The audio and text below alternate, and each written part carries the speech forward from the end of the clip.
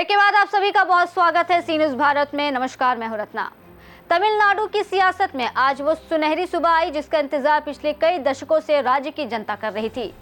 सालों तक silver screen पर दुश्मनों के छक्के छुड़ाने वाले सुपरस्टार सी जोसेफ विजय ने अब हकीकत के मैदान में तमिलनाडु की कमान संभाल ली है। जी हां, आज रविवार सुबह 10:24 पर वो ऐतिहासिक पल जब राज्यपाल राजेंद्र विश्वनाथ अलेंकर ने विजय को पद और गोपनीयता की शपथ दिलाई तो पूरा चेन्नई जयकारों से दहल उठा। ये सिर्फ एक शपथ ग्रहण नहीं था बल्कि 1967 के बाद पहली बार तमिलनाडु में गैर द्रविड़ राजनीति के उदय का वो बिगुल था जिसने डीएमके और एआईएडीएमके के दशकों पुराने वर्चस्व को जड़ से हिला दिया है।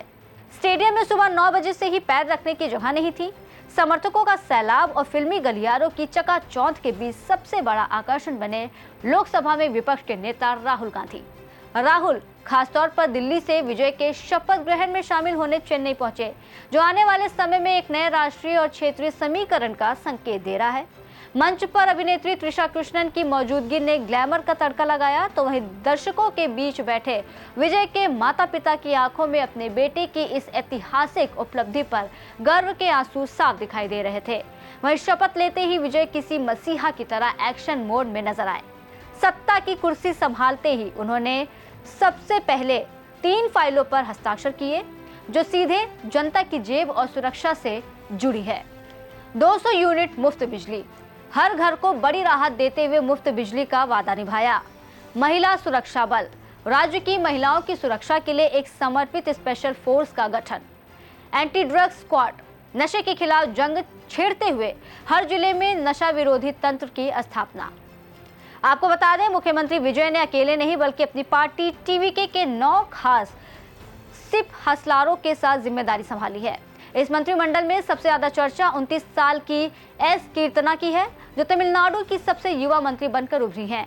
इसके अलावा आधव अर्जुन बुस्सी, एन आनंद, डॉक्टर केजी अरुणराज, के ए सेंगोट्टयन जैसे दिग्गजों ने भी मंत्री पद की शपथ ली। दिलचस्प बात यह है कि विजय ने फिलहाल अपनी कैबिनेट में केवल अपनी ही पार्टी के विधायकों को जगह दी है, सहयोगियों को बाहर रखा गया है। वहीं मुख्यमंत्री पद संभालते ही विजय ने पिछली डीएमके सरकार पर सीधा हमला बोला। उन्होंने आरोप लगाया कि राज्य पर 10 लाख करोड़ का कर्ज है और वो जल्द ही राज्य की आर्थिक स्थिति पर श्वेत पत्र जारी करेंगे। अपने संबोधन में उन्होंने भावुक होते हुए कहा, मैं कोई शाही खानदान से नहीं आया हूँ, मैं आप सबका बेटा और भाई हूँ। उन्होंने अपने मंत्रियों को सख्त चेतावनी दी कि सत्ता का अहंकार या मनमानी किसी भी कीमत पर बर्दाश्त नहीं की जाएगी।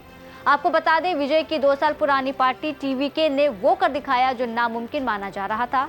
234 सीटों वाली विधानसभा में टीवीके ने अकेले 107 सीटें जीती। बहुमत के लिए जरूरी 118 के जादुई आंकड़े तक पहुंचने के लिए उन्हें कांग्रेस, सीपीआई, सीपीएम, वीसीके और आईयूएमएल का समर्थन मिला, जिससे गठबंधन की ताकत 120 पहुंच गई। राज्यपाल ने विजय को 13 मई 2026 तक बहुमत साबित करने का समय दिया है।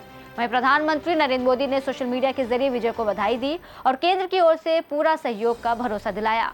फिलहाल तमिलनाडु की सड़कों पर आज जश्न का माहौल है। ये देखना दिलचस्प होगा कि रियल लाइफ का ये हीरो रियल लाइफ के मुख्यमंत्री के रूप में तमिलनाडु को विकास की किन ऊंचाइयों पर ले जाता है। विजय का सफर शुरू हो चुका है और तमिलनाडु की जनता कह रही है कि ये थलपति का किला है। खास रिपोर्ट में इतना ही। देश और दुनिया की तमाम बड़ी खबरों के लिए देखते रहिए सी न्यूज़ भारत।